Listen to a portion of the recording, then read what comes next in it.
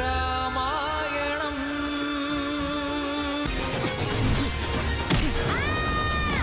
குசன்,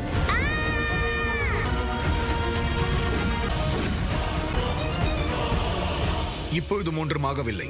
பற்றிய உண்மையை சொல்லுங்கள். அம்மா வனதேவியின் பிள்ளைகள் லவன், குசன். மின்னாயுதம், மின்னாயுதம். தெய்வீக ஆயுதமே, அவருக்கு அதிக வலியை ஏற்படுத்த வேண்டாம். உங்களுடைய அங்கதனும் மயக்கம் அடைந்து விட்டார். அடுத்து வருவது உங்களுடைய முறை, விபீடனர் அவர்களே.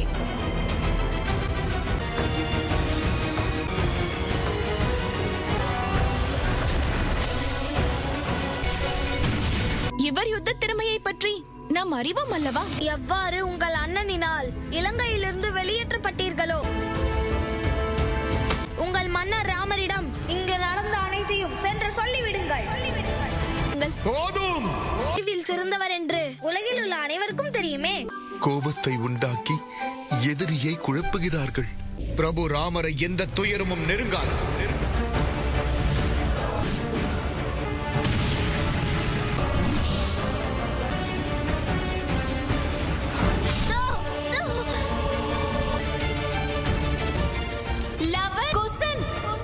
இருவரும் எங்கிருக்கிறீர்கள்? புரினேன் அல்லவா? மகாராஜா விபீடனரிடம் இது போன்ற சின்ன சின்ன ஆயுதங்களை தவிர எதுவும் இல்லை.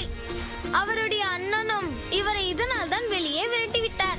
மாவீரனாக இருந்தால் இலங்கையின் வேந்தன் இவரை செல்ல விட்டிருப்பாரா என்ன? நிறுத்தம். எனக்கு வில்லேந்தும் தகுதி இல்லை என்று சொல்கிறீர்களா? நாங்கள் சொல்லவில்லையே, நீங்கள் தானே இப்பொழுது அப்படி சொன்னீர்கள்.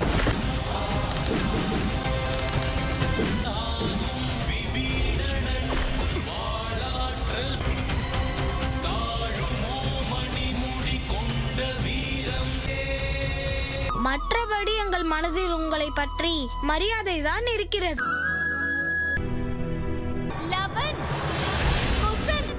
அம்மா, அம்மா.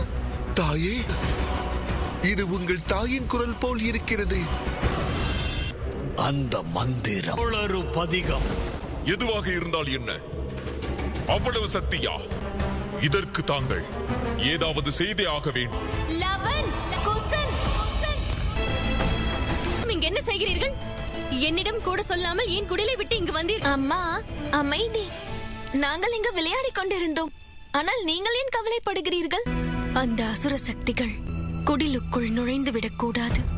குடிலுக்கு வெளியே தானிய களஞ்சியத்தில் தீப்பிடித்து விட்டது. சீக்கிரம் நாம் இங்கிருந்து சென்று விடுவோம். இரவு நேரமாகிவிட்டது. வாருங்கள்.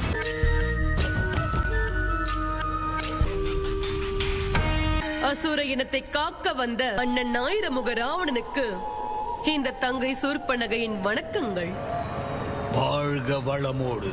எண்ணெயை ஊற்றத்தானே வந்தாய்? ஆமாம், வேறு எதற்கு வருவேன்? ஆதாரமாக இருந்த அண்ணன் ராவணன், அவரையும் இழந்து விட்டேன். அவர் எப்பொழுது மடிந்தாரோ அப்பொழுதே நம்முடைய அசுர இனம் இருந்த இடம் தெரியாமல் போய்விட்டது. உன்னுடைய கவலைகளை எல்லாம் கொட்டிவிட்டாயா? சென்று விடு இங்கிருந்து.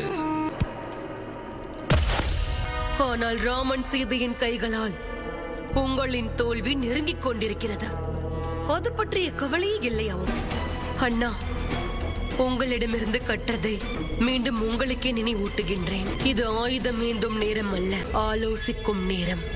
இந்த ராமனுக்குள் சிறார்களை தண்டிக்க வேண்டும் என்ற எண்ணம் வந்துவிட்டது. அது கொழுந்து விட்டு எரிவதும் தெரிகிறது.